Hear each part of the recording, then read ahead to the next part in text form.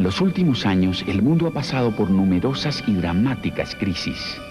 Unos afirman que estamos en el umbral de un audaz nuevo orden internacional. Otros, en cambio, advierten que la humanidad tambalea al borde de un abismo que la sumirá en un caos sin precedentes.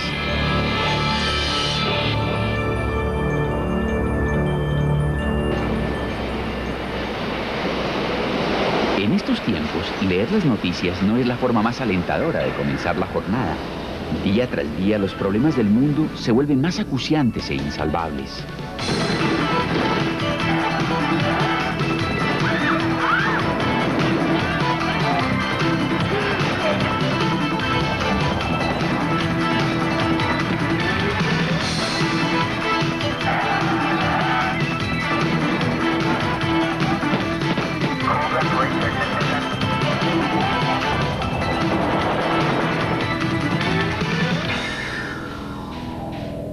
El interrogante que asalta a muchos seres humanos es: ¿qué nos deparará el mañana? ¿Pero ha logrado algún mortal traspasar las barreras del tiempo y vislumbrar el futuro? A lo largo de la historia han habido muchos que afirmaron poseer tales poderes. Las predicciones de personajes como Nostradamus, los niños de Fátima, Edgar Cayce y Jim Dixon gozan hoy en día de amplia aceptación. Todo está ya dispuesto en el escenario internacional para el cumplimiento de una sobrecogedora visión en la que coincidieron muchos de aquellos videntes, una serie de sucesos tan cataclísmicos que transformará para siempre el mundo que hoy conocemos. El fin, el apocalipsis, Armagedón. Ahora bien, si uno quiere conocer el futuro, concretamente qué va a ocurrir, por qué, dónde, incluso cuándo, es imperativo escudriñar las miles de profecías registradas en este libro, la Biblia. La historia ha demostrado la extraordinaria infalibilidad y exactitud de las profecías bíblicas. En vista de eso, no cabe duda de que los cientos de predicciones relativas a los postreros días de nuestro planeta, la Tierra, también se harán realidad con la misma precisión que las ya cumplidas. La cuestión es, ¿cuándo? ¿En algún futuro lejano del que no tenemos por qué preocuparnos al presente? ¿O es que efectivamente nos encontramos a las puertas de esos acontecimientos culminantes que vaticinaron todos los profetas de la Biblia, entre ellos el propio Jesús?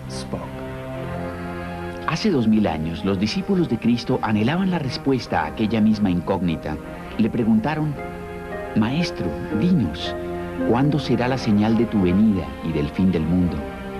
Echemos un vistazo a las señales o signos del fin, a los que Jesús mismo nos dijo que debíamos estar atentos. Precisó que esas señales se producirían poco antes de su segunda venida y del fin del mundo en su estado actual. Y oiréis de guerras y rumores de guerras, porque se levantará nación contra nación y reino contra reino.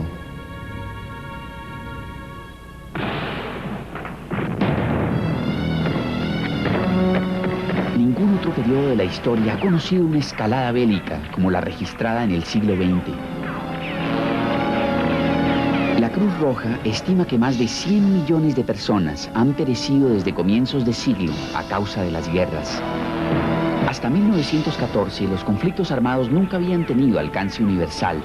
Sin embargo, la Primera y la Segunda Guerra sí afectaron todo el planeta.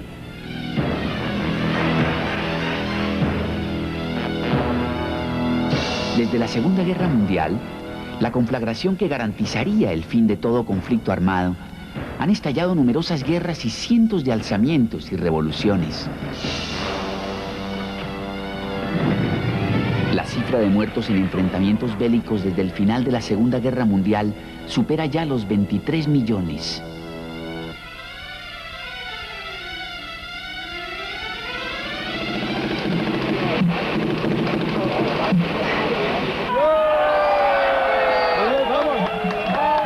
Noviembre de 1989. La caída del muro de Berlín señala el final de la Guerra Fría entre las superpotencias. No obstante, en lugar de la ansiada paz, se produjeron más guerras y rumores de guerras en todo el orbe.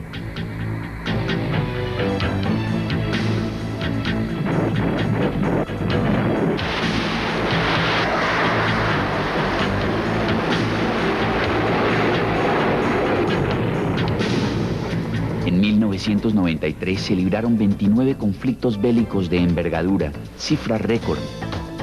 El pasaje "se levantará nación contra nación y reino contra reino" podría traducirse como grupo étnico contra grupo étnico, una profecía cumplida con pavorosas consecuencias en la antigua Yugoslavia, Ruanda y otros sitios conflictivos del planeta.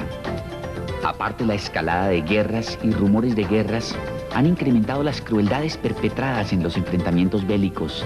Nos hemos insensibilizado ante noticias de atrocidades, torturas, violaciones masivas y asesinatos que ponen de manifiesto la monstruosa barbarie de la que es capaz el hombre moderno cuando no se sujeta a la autoridad de Dios.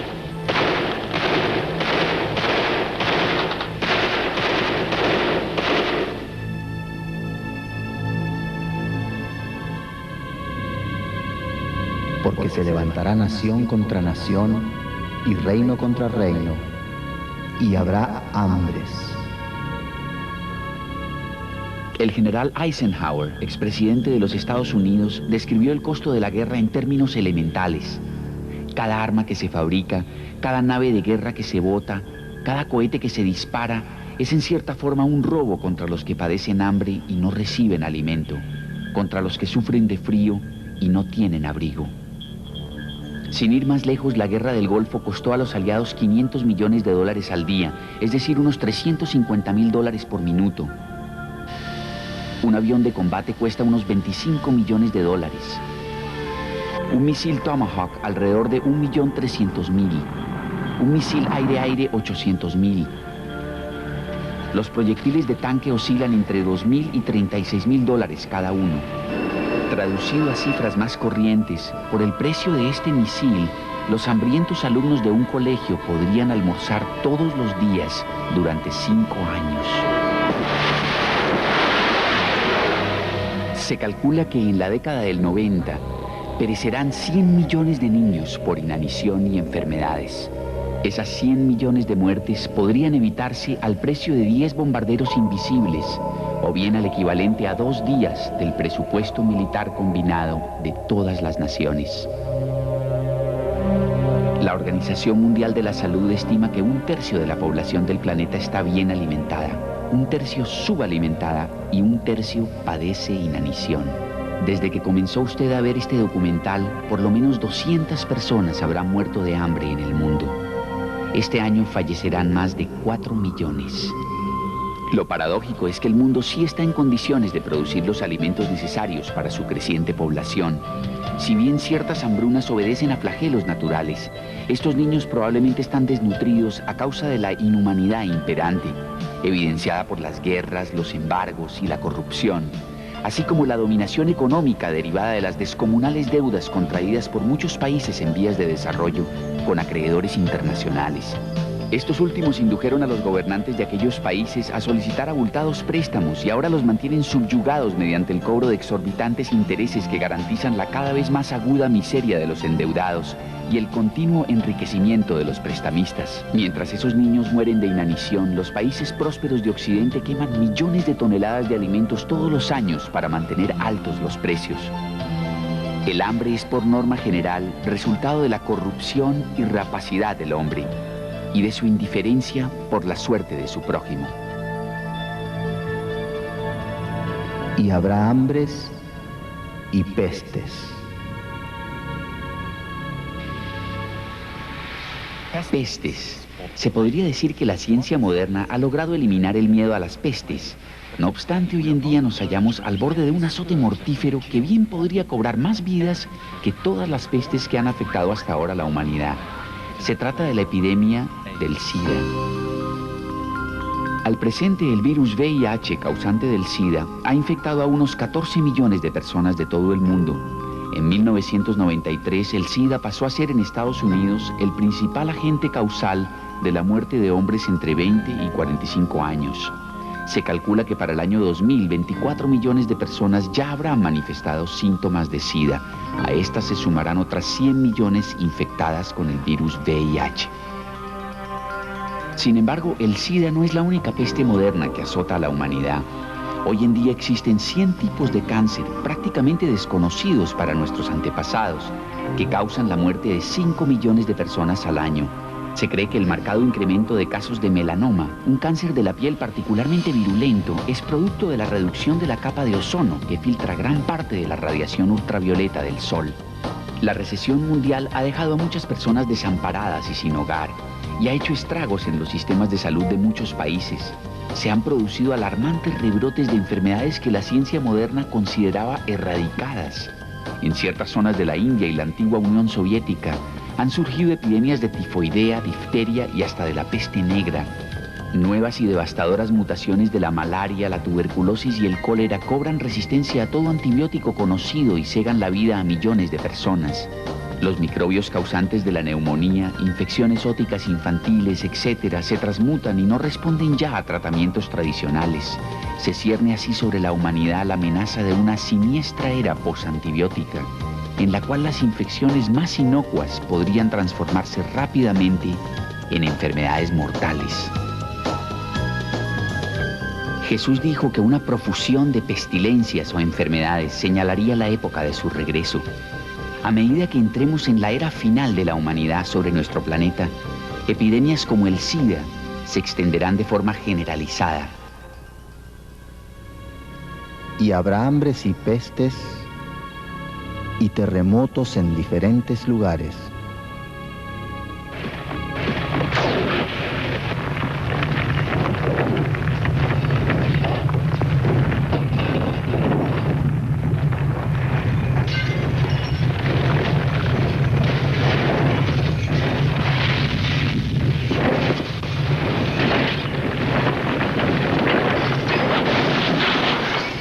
De marzo de 1964.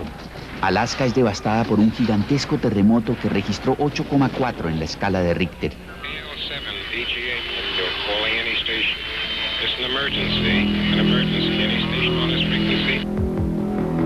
Lo llamativo del caso es que en los 30 años posteriores al terremoto de Alaska ha habido la misma cantidad de terremotos de gran intensidad que en los 2000 años anteriores de la historia.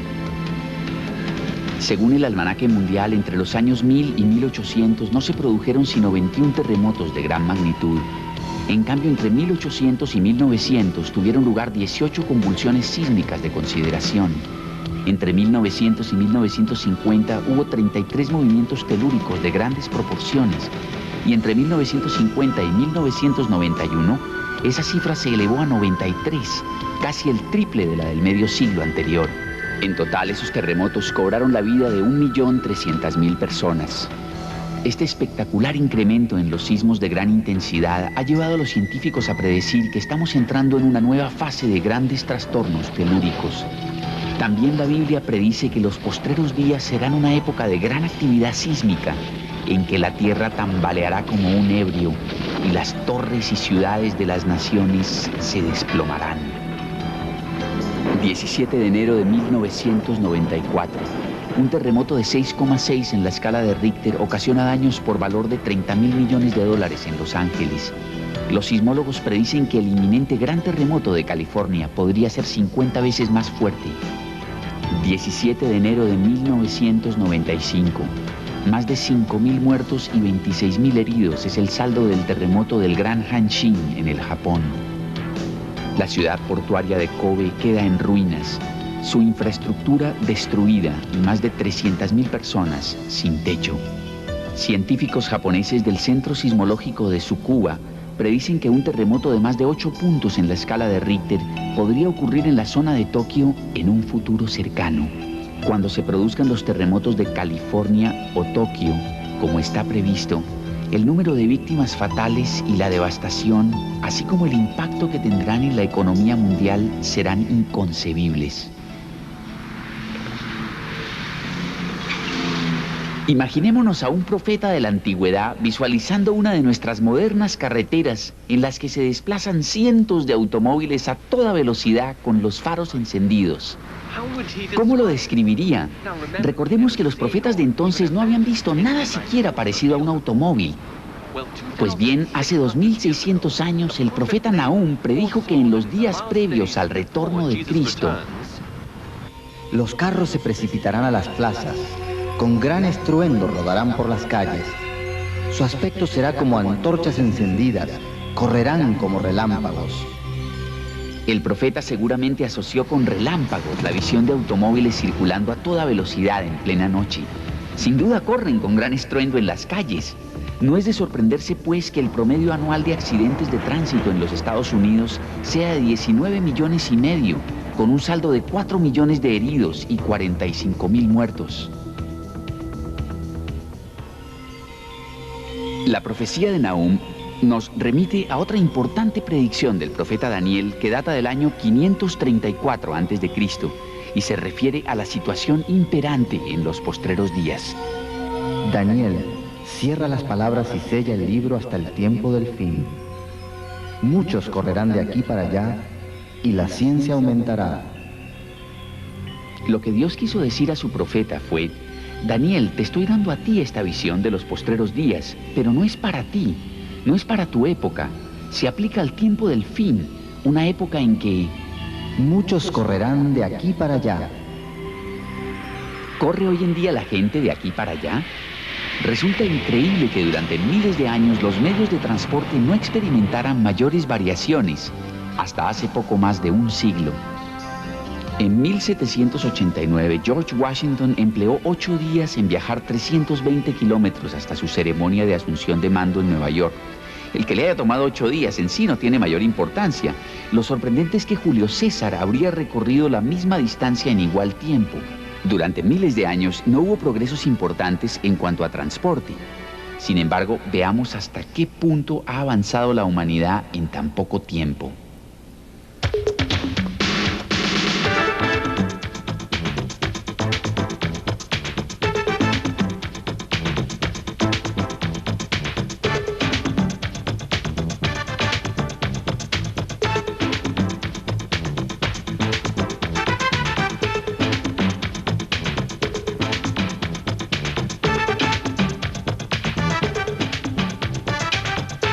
Además de conducir a velocidades vertiginosas, en un jet el hombre moderno es capaz de circunvolar el planeta en 24 horas y en una nave espacial en 80 minutos.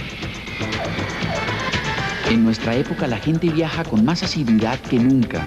El turismo internacional constituye un negocio de enormes proporciones en el que cada año más de 200 millones de personas gastan cientos de millones de dólares en viajes fuera de su país de residencia. Solamente en el año 92 se gastaron más de 3.000 millones de dólares en turismo. Se espera que en los próximos 10 años el tráfico turístico se duplique. Muchos correrán de aquí para allá y la ciencia se aumentará. En nuestra generación, los conocimientos científicos han alcanzado cotas inimaginadas. De hecho, según ciertos estudios, el cúmulo total de conocimientos que posee el hombre se duplica cada 8 años. El 80% de los científicos que han existido en la historia están vivos hoy en día. Cada minuto añaden 2.000 páginas a los conocimientos científicos del hombre. A una persona le llevaría 5 años leer lo publicado cada 24 horas por investigadores y estudiosos. Anualmente se editan unos 500.000 libros. En 1970, cuando la nave Apolo 13 se perdió en el espacio, escasos 90 minutos fueron necesarios para que los ordenadores de la NASA dieran con la forma de recuperarlos. Con papel y lápiz, a un científico le hubiera tomado 1.000.000 de años la misma hazaña. No obstante, desde 1970 la informática se ha desarrollado con tal vertiginosidad que si la industria automotriz hubiera avanzado al mismo ritmo, hoy en día se podría comprar un Rolls Royce a $3. Para colmo, cabrían 8 sobre la cabeza de un alfiler. El principal componente electrónico de las computadoras, el transistor, se inventó en 1948 en los laboratorios Bell. En 1994, un microcircuito podía cumplir las mismas funciones que 3 millones de transistores. Para fines de siglo, un microcircuito o chip podrá procesar igual cantidad de datos que 1.000 millones de transistores. Las máquinas se han vuelto tan complejas que solo los técnicos más especializados entienden su funcionamiento. Con todo, ¿han logrado esos asombrosos descubrimientos científicos y avances tecnológicos civilizar más al hombre o proporcionarle más felicidad? Por lo visto, cuantos más artefactos y artículos de lujo adquiere en su afán de hallar satisfacción, más desdichado se vuelve. Es innegable que la ciencia ha aumentado en el mundo moderno, pero aunque los llamados países desarrollados afirman contar con los sistemas educativos más avanzados y costosos de la historia de la humanidad, la última generación que han producido, como es el caso de los Estados Unidos, es la más desorientada, ignorante y violenta de todas.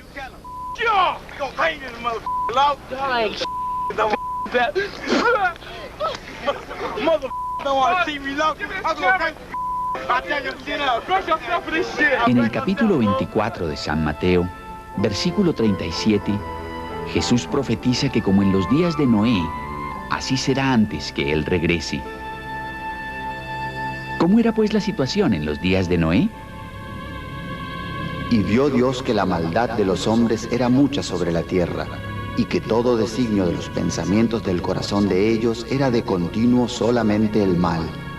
Y se corrompió la tierra delante de Dios, y estaba la tierra llena de violencia. En Estados Unidos, un adolescente mata a su padre por el simple placer de verlo morir desangrado. En Inglaterra, 2 niños de 10 años secuestran y asesinan brutalmente a un pequeñito de 2. Horrores de ese tipo se están volviendo moneda corriente. Cuesta imaginarse que aún en los días de Noé hubiera tanta violencia como la que vemos hoy en día.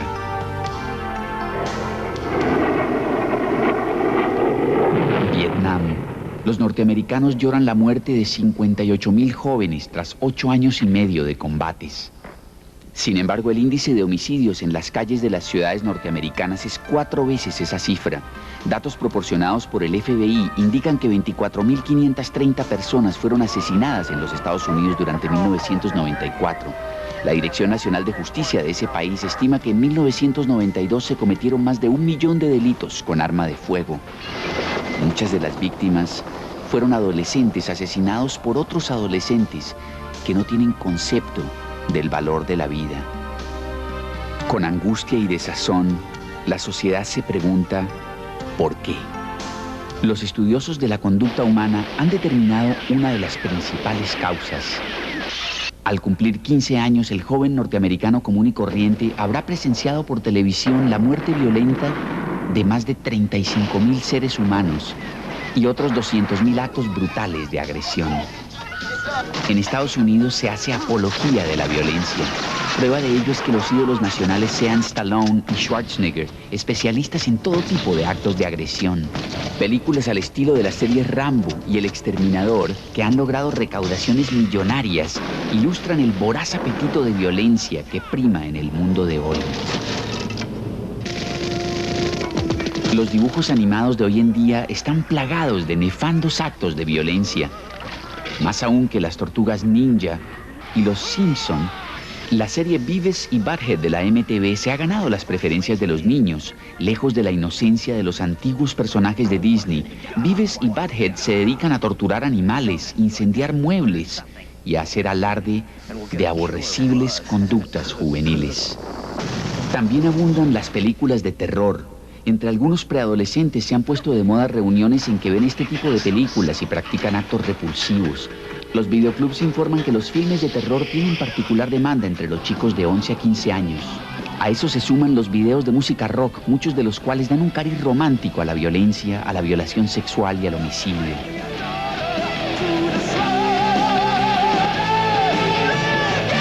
Entre los 12 y los 17 años, un adolescente norteamericano escucha y ve un promedio de 11.000 horas de videos de rock, es decir, más del doble del tiempo que pasa en el colegio. El fruto de todo esto es que en la era del rock and roll, los delitos violentos protagonizados por gente joven han aumentado en más de 10.000%. Actualmente en los Estados Unidos se comete un delito con agresión cada 25 segundos. Se asalta una casa cada 9 segundos. Cada 6 minutos una mujer sufre una violación y cada 25 minutos se comete un homicidio. Lo único positivo de esta pavorosa ola de violencia es que, según la Biblia, viene a ser una más de las tantas señales inequívocas de la segunda venida de Jesucristo, a partir de la cual se pondrá un alto definitivo a la violencia y la crueldad irracionales, y la guerra misma será abolida. Y por haberse multiplicado la maldad, el amor de muchos se enfriará. Esta profecía de Jesús acerca del tiempo del fin se cumple a cabalidad en la generación egocéntrica y hedonista de hoy en día. La maldad abunda más que en ninguna otra época de la historia. Nadie podrá negar que el amor entre la gente se ha enfriado. En los Estados Unidos el 50% de los matrimonios acaban en divorcio, a consecuencia de lo cual 1/4 de los niños nacidos en ese país no viven con ambos padres. Otro pasaje de la segunda epístola a Timoteo dice que en los postreros días el hombre perdería su afecto natural. En la época del Antiguo Testamento, algunas de las naciones paganas también adolecían de afecto natural, a tal punto en que era muy común que las madres practicasen un antiguo rito que, según la Biblia, consistía en hacer pasar a sus hijos por el fuego.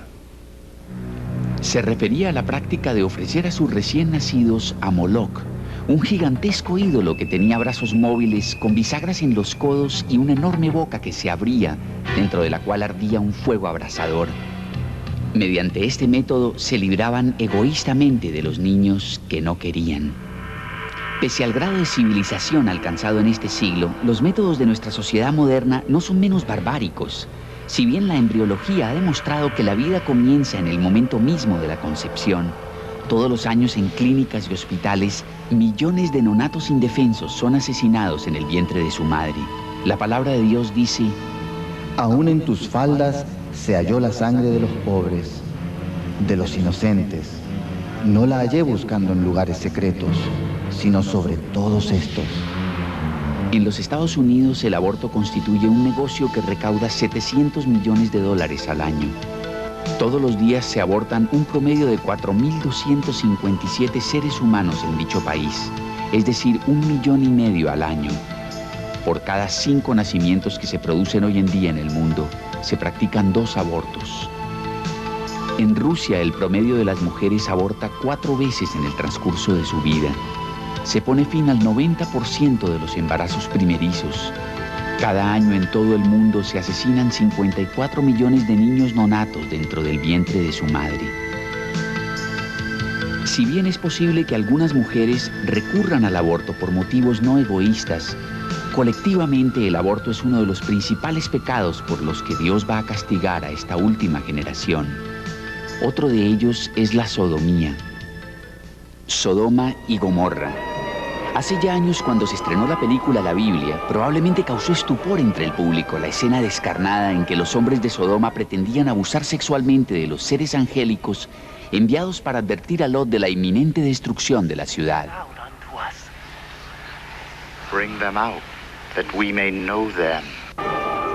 Asimismo, como sucedió en los días de Lot, el día que Lot salió de Sodoma, llovió del cielo fuego y azufre, y los destruyó a todos. Así será el día en que el Hijo del Hombre se manifieste. En este pasaje, Jesús aporta una clave más acerca de la situación y tendencias reinantes en la época que precedería a su regreso: la propagación de la sodomía u homosexualidad masculina.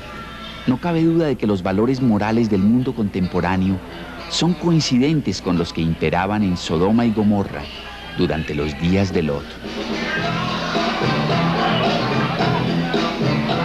El Espíritu dice claramente que en los postreros tiempos algunos apostatarán de la fe, escuchando a espíritus engañadores y a doctrinas de demonios. En Estados Unidos esta apostasía se consumó en 1963, cuando en los colegios se prohibieron la Biblia y la oración. Hoy en miles de esos mismos colegios se dictan cursos de hechicería y con reconocimiento oficial. Se calcula que existen en Estados Unidos unos 200.000 brujos practicantes. Sumado a eso, millones de norteamericanos participan una que otra vez en alguna forma de ocultismo, espiritismo, demonología o magia negra. Datos estadísticos indican que en los últimos 4 años las ventas de libros sobre ocultismo se han duplicado.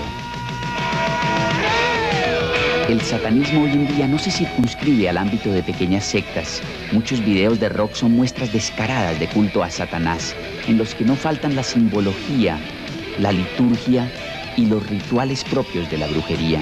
Millones de jóvenes han caído bajo su perversa influencia. Estos sonidos terroríficos atormentan a la gente joven, arrastrándola a la demencia, a la toxicomanía, el suicidio, a perversiones de todo tipo y a la perdición.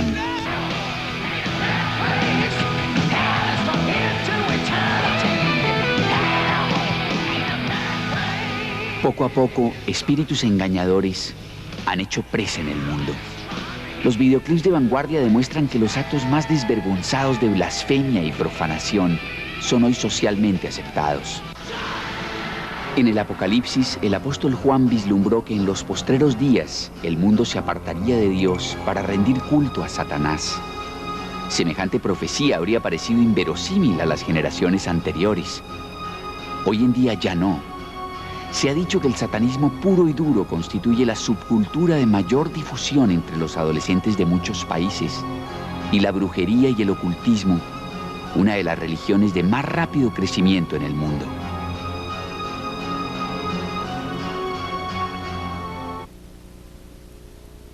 Luego de exponer ante sus discípulos que algunos de los fenómenos que acabamos de ver, guerras, hambres, plagas y terremotos, serían evidencia del principio de dolores, sería el advenimiento del tiempo del fin.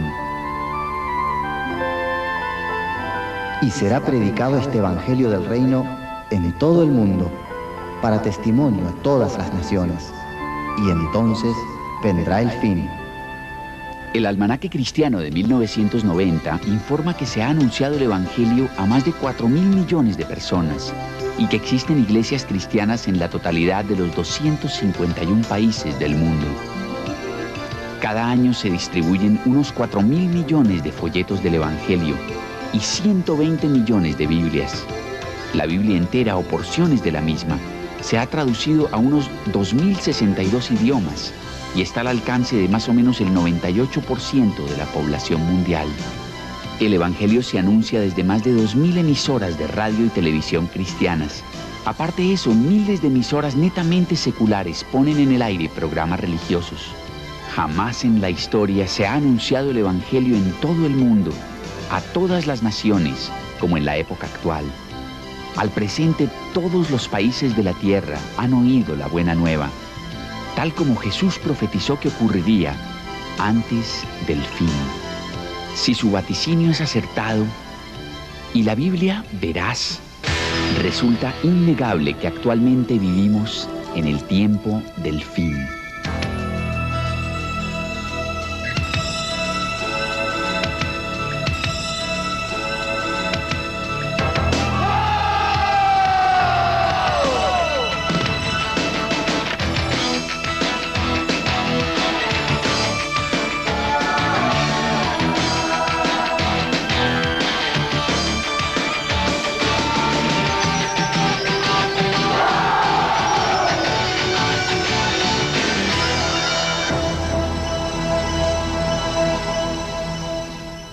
Al principio del capítulo 16 de San Mateo, los rivales religiosos de Cristo le demandan una señal del cielo. Él les responde: cuando anochece decís buen tiempo porque el cielo tiene arreboles, y por la mañana hoy habrá tempestad porque tiene arreboles el cielo nublado. Hipócritas, que sabéis distinguir el aspecto del cielo, mas las señales de los tiempos no podéis. La tecnología moderna ha perfeccionado enormemente nuestros métodos para pronosticar el tiempo, pero ¿somos por ello menos ciegos a los ominosos signos de los tiempos en que vivimos? Así también vosotros, cuando veáis que suceden estas cosas, sabed que está cerca el reino de Dios. De cierto os digo que no pasará esta generación hasta que todo esto acontezca. Nuestra generación, la que vea materializarse estas señales del fin, no pasará hasta que todo esto acontezca. ¿Qué falta por cumplirse entonces? Pues bien, una de las últimas señales del fin mismo será la instauración de un gobierno de alcance mundial encabezado por un dictador sobrehumano, el Anticristo. El Anticristo, al que la Biblia llama también el hijo de perdición y la bestia.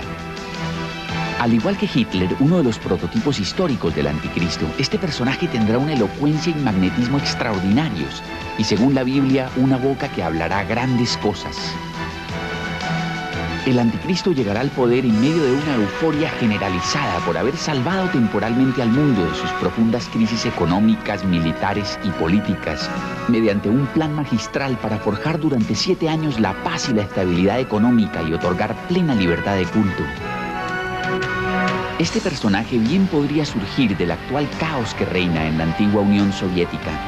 El profeta Ezequiel hace referencia a él como el rey de Magog, nombre de una región habitada por pueblos que los estudiosos de la Biblia coinciden en ubicar al norte de Israel. Muchos la identifican como el territorio que corresponde actualmente a Rusia. Varias potencias europeas constituirán su plataforma de poder. La Biblia dice que los dirigentes de estas entregarán su poder y autoridad a la bestia. La Biblia nos da ciertos indicios acerca de sus rasgos principales. El profeta Daniel escribió que el Anticristo no hará caso del amor de las mujeres. Eso podría implicar que sea célibe, o si no, homosexual. Daniel también nos dice que tendrá un rostro altivo, es decir, una expresión altanera y que será más grande que sus compañeros, en el sentido de más soberbio y de aspecto arrogante. En varios pasajes bíblicos se menciona el acuerdo o pacto de paz de 7 años concebido por el Anticristo, el cual podría haberse ya efectuado en secreto. El histórico acuerdo de paz que firmaron Israel y la OLP el 13 de septiembre de 1993 en la Casa Blanca hace patente que los acontecimientos de Oriente Medio van definitivamente encaminados en ese rumbo. Es probable que en última instancia el pacto determine la internacionalización de Jerusalén. Así el judaísmo, el islamismo y el cristianismo tendrán igualdad de derechos en torno a la ciudad santa. Las escrituras nos indican que se permitirá a los judíos reconstruir su templo en el monte Moria, donde reanudarán su antiguo rito de sacrificios de animales. Según las profecías, además de un maestro en los entretelones de la política, el Anticristo será también un brillante estratega militar. Daniel describe varias guerras que este dictador libra durante los 7 años que ostentará el poder. Hay indicios de que chocará con Estados Unidos e Israel, países que se le opondrán en la segunda mitad de su régimen. Por algún tiempo, la mayor parte del mundo considerará al Anticristo un estadista estupendo, dado que en apariencia resolverá muchos de los conflictos existentes. Pero a los 3 años y medio de su llegada al poder, violará sorpresivamente el acuerdo e invadirá Israel desde el norte. En ese momento, convierte a Jerusalén en capital de su imperio internacional y prohíbe todas las religiones, a excepción del culto a su propia persona y figura. La Biblia dice que el Anticristo se sentará en el templo judío, proclamará ser Dios y exigirá que se le adore como tal. Entonces impone su nefasto sistema de crédito internacional, conocido por el número 666. Y hacía que a todos, pequeños y grandes, ricos y pobres, libres y esclavos, se les pusiese una marca en la mano derecha o en la frente, y que ninguno pudiese comprar ni vender, sino el que tuviese la marca o el nombre de la bestia o el número de su nombre. Y su número es 666. 666, la marca de la bestia. Casi todo el mundo ha oído hablar de esta profecía, según la cual en los postreros días nadie podrá comprar ni vender a menos que lleve la marca del diablo. Nuestra generación es la primera de la historia tecnológicamente capaz de llevar a efecto esta visión profética de una economía no basada en el papel moneda, Cada artículo que se expende en este supermercado lleva impreso su propio código de barras. Es curioso que este sistema de codificación de mercancía tenga 3 barras no numeradas ligeramente más largas que las demás. Una al extremo izquierdo, otra en el centro y la última al extremo derecho. En contraste, las otras barras tienen asignado un número, pero analicemos esta línea en particular. Veremos que corresponde al número 6 y que es exactamente igual a las 3 líneas no numeradas, a las cuales por deducción también les tocaría el número 6. Esto en esencia quiere decir que todo artículo estampado con el código de barras ya lleva impreso el 666. Este método de codificación no es más que un precursor de otras técnicas más avanzadas que se vienen desarrollando y que nos conducen vertiginosamente hacia una economía global automatizada, descrita en el capítulo 13 del Apocalipsis. En este supermercado se aceptan 3 modalidades de pago. Puedo cancelar con dinero en efectivo, con cheque o con tarjeta de crédito. Otra cosa que se promueve mucho hoy en día es la tarjeta de crédito automático. Cuando presento en caja esta tarjeta, la empleada la pasa por un explorador electrónico interconectado a mi banco. En cuestión de segundos, el importe se deduce de mi cuenta y se acredita a la de la tienda. La tarjeta de crédito automático ya se ha introducido en muchos países y tiene buena acogida entre comerciantes, bancos y consumidores. También existen las tarjetas inteligentes o de cajero automático, que tienen instalado un microchip. Muchos habremos oído hablar de estos prodigiosos dispositivos electrónicos que no solo permiten acceso a cuentas bancarias, sino que además contienen nuestra identificación, historia clínica, carnet de conducir, fotografías, datos requeridos por la asistencia social y toda suerte de información. Estas tarjetas se encuentran ya en etapa experimental en varios países. A la luz de todo esto, no hay que ser mago para adivinar que el dinero en efectivo tiene los días contados.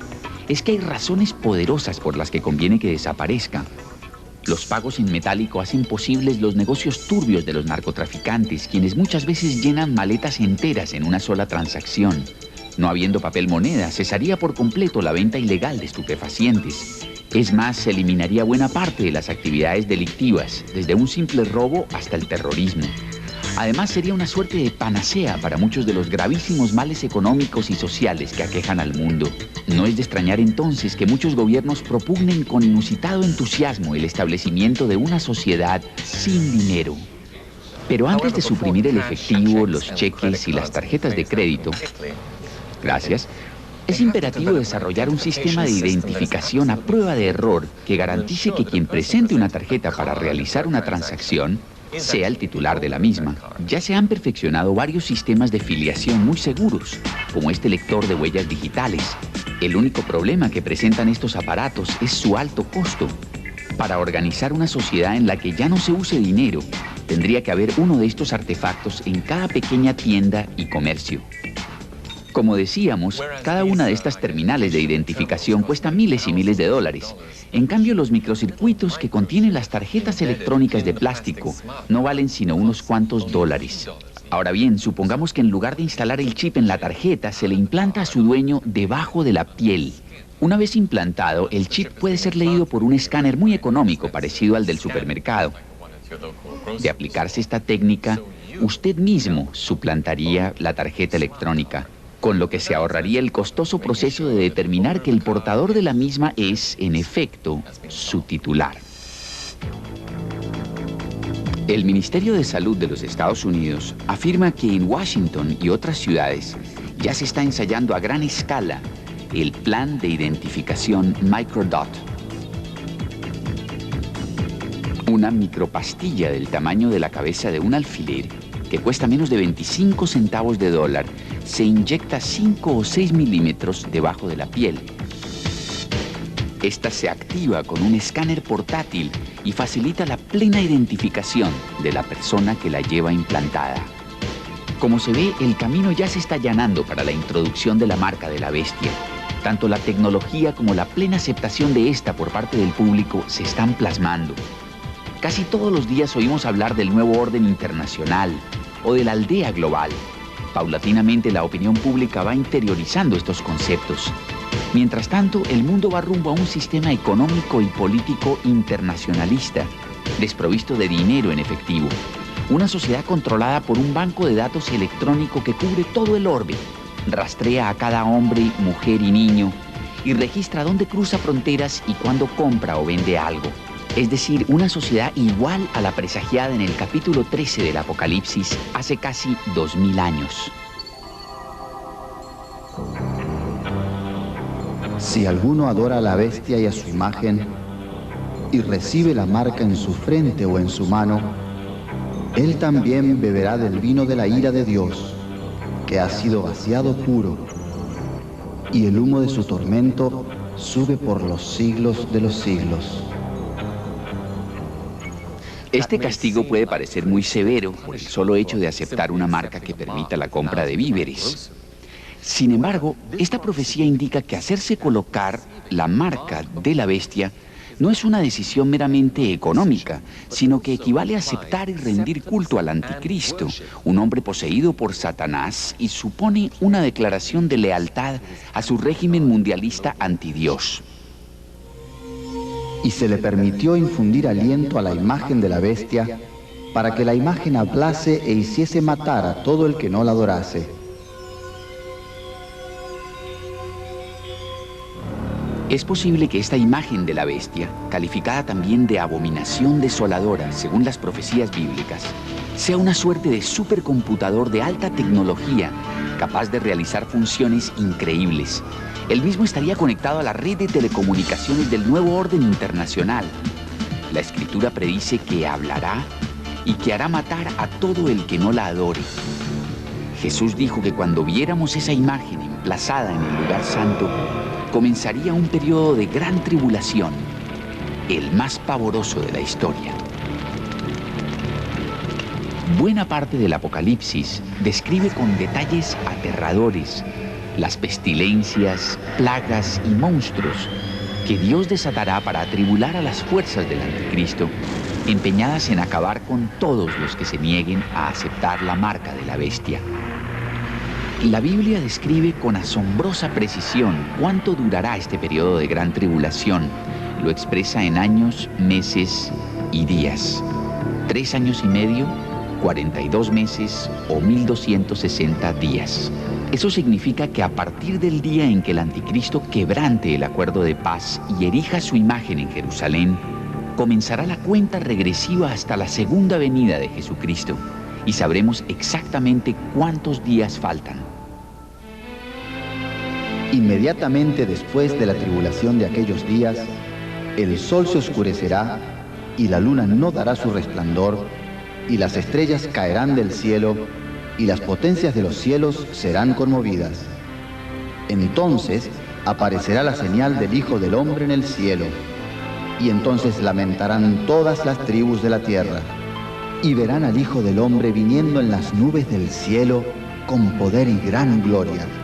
Y enviará sus ángeles con gran voz de trompeta, y juntarán a sus escogidos de los 4 vientos, desde un extremo del cielo hasta el otro.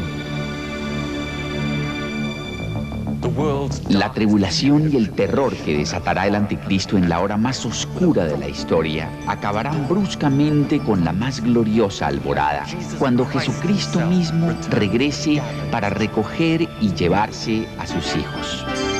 Fulgurantes luces, trompetas, truenos, terremotos y colosales lluvias de meteoros anunciarán este acontecimiento culminante de la historia. Los hijos de Dios de todas las épocas resucitarán con cuerpos gloriosos sobrenaturales. Súbitamente se levantarán de sus tumbas y ascenderán para encontrarse con Jesús en el aire. Los cristianos que aún estén con vida serán transformados y se elevarán de la tierra atravesando techos, edificios y automóviles hasta alcanzar las nubes, donde se reunirán con el Señor. Con estas imágenes pinta la Biblia la segunda venida de Cristo, quien arrebata a sus hijos del alcance de sus viles perseguidores, los partidarios del anticristo, y se los lleva como una ráfaga a la celebración de victoria más espléndida y estremecedora que jamás se haya visto, la cena de las bodas del Cordero que tendrá lugar en el cielo. Mientras tanto, en la tierra se derrama la pavorosa ira de Dios sobre las fuerzas del anticristo que hayan quedado atrás. Será un periodo tan espeluznante que la Biblia dice que los hombres buscarán la muerte pero no la hallarán. Luego, poco después de la segunda venida de Cristo, descenderán las huestes del cielo encabezadas por Jesús para acabar con el anticristo y destruir su imperio mundial en la imponente batalla de Armagedón. La aniquilación del anticristo y sus ejércitos se producirá en el valle de Megiddo y sus alrededores, cerca de Haifa, Israel. Señalará el fin de los crueles regímenes del hombre sobre la tierra. Jesús, Rey de Reyes y Señor de Señores, junto a sus huestes celestiales, tomará el mundo por la fuerza para gobernarlo rectamente, lo que habría sucedido desde un principio, de no haber desobedecido el hombre a Dios y emprendido con egoísmo su propio camino. A partir de ese momento, comienza una era que se conoce como el Milenio, un periodo de 1000 años de paz, abundancia y de paraíso terrenal. Por decirlo menos, vivimos en una época apasionante. Pronto se producirán en el mundo cambios de gran trascendencia. Se ha corrido el telón para el desenlace de esta gran obra teatral que es la historia de la humanidad. El último acto ha comenzado y ya no puede interrumpirse. Nos guste o no, nos veremos afectados por estos grandes acontecimientos. Ha dado comienzo la cuenta regresiva que culminará en Armagedón.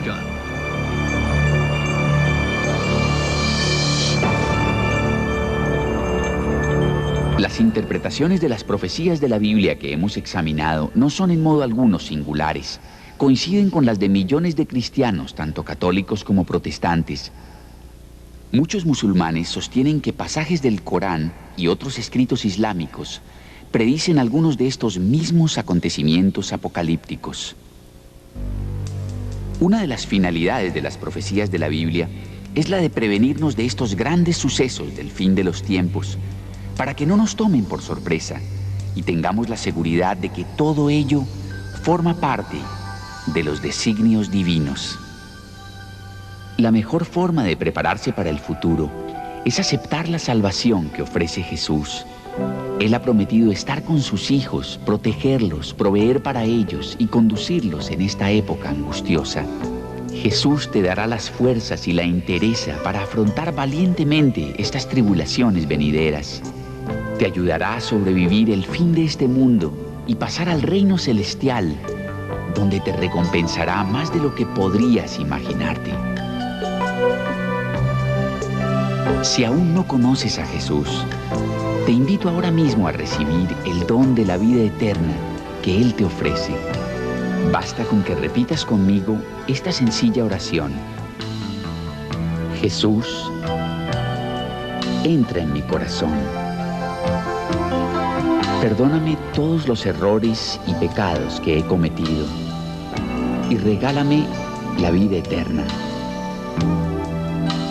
Ayúdame a amarte y a transmitir tu amor y tu verdad a los demás.